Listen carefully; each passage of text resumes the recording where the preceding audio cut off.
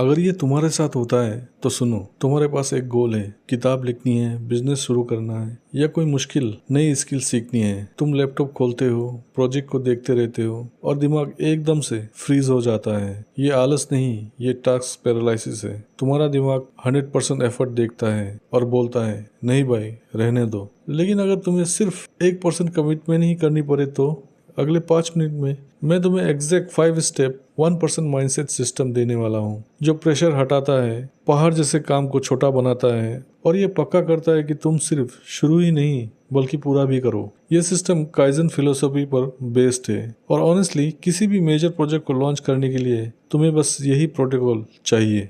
Step 1, the chaos audit. हमें अक्सर सिखाया जाता है बड़ा सोचो, लेकिन सच ये है कि बड़ा सोचना अक्सर क्लैरिटी नहीं पैरालिसिस लाता है। 1% मूव कहता है कुछ भी प्लान करने से पहले सिर्फ 2 मिनट लो। प्रोजेक्ट को लेकर जो भी डरावने, उलझे हुए मैसी थॉट्स है सब लिख डालो। ना ऑर्गेनाइज करो ना सॉल्व करो, पहले दिमाग का शोर बाहर निकालो। सोच बाद में साफ होगी, क्योंकि जब ये सारे थॉट्स दिमाग के अंदर रहते हैं तो ब्रेन उन्हें एक बड़ा थ्रेट मान लेता है। लिखने से वो थ्रेट छोटे छोटे हिस्सों में टूट जाता है और दिमाग को लगता है कि सिचुएशन मैनेजेबल है। Step 2, the single pebble rule. ज्यादातर लोग मानते हैं कि पहला कदम इम्पैक्टफुल होना चाहिए, पहला कदम बेहद छोटा होना चाहिए। 1% मूव कहता है ऐसा सबसे छोटा कदम ढूंढो जो 5 मिनट से कम में हो जाए और जिसे टाला या किसी और को दिया ना जा सके। जैसे डॉक्यूमेंट खोलना, फाइल का नाम रखना, फोल्डर बनाना। ये तुम्हारा पेबल है। एक बार हिल गया तो मोमेंटम बनता है, क्योंकि दिमाग एफर्ट नहीं रिस्क और अनसर्टेनिटी से रिएक्ट करता है। जब काम इतना छोटा होता है कि फेल होने का डर ही ना बचे तो रेजिस्टेंस पैदा ही नहीं होता। Step 3, the future self stack. हम सोचते हैं हमारा मूड हमारे एक्शंस तय करता है, इसलिए इंस्पिरेशन का इंतजार करते हैं। ये उल्टा है। 1% मूव कहता है काम रोकने से पहले अगला पेबल तय करो, उसे लिखो, उसे शेड्यूल करो। तुम ये अपने आज वाले सेल्फ के लिए नहीं कर रहे, तुम अपने फ्यूचर सेल्फ की मदद कर रहे हो। यही तरीका है पहले दिन के बाद भी काम चलाते रहने का, क्योंकि हर बार नया फैसला लेना दिमाग को थका देता है। जब अगला स्टेप पहले से तय होता है तो ब्रेन को सोचने की जरूरत नहीं पड़ती और कंसिस्टेंसी अपने आप बनती है।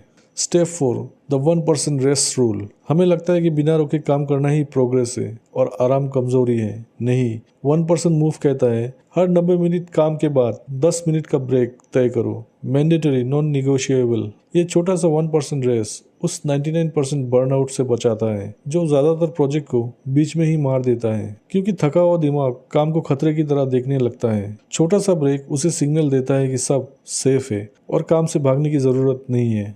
Step 5, the perfection protocol. हम खुद से कहते हैं जब परफेक्ट होगा तब दिखाऊंगा, लेकिन परफेक्शन अक्सर प्रोक्रास्टिनेशन का ही दूसरा नाम होता है। 1% मूव कहता है एक अगली डेडलाइन तय करो। इस हफ्ते के अंत तक प्रोजेक्ट का 10% अधूरा मैसी वर्जन सिर्फ एक इंसान के साथ शेयर करो, दुनिया से नहीं, एक इंसान से। क्योंकि प्रोग्रेस खुलकर काम करता है और परफेक्शन चुपकर। क्योंकि जैसे ही काम बाहर आता है दिमाग उसे इमेजिनरी नहीं रियल मान लेता है और जो चीज रियल हो जाती है उसे पूरा करने की नेचुरल ड्राइव बन जाती है।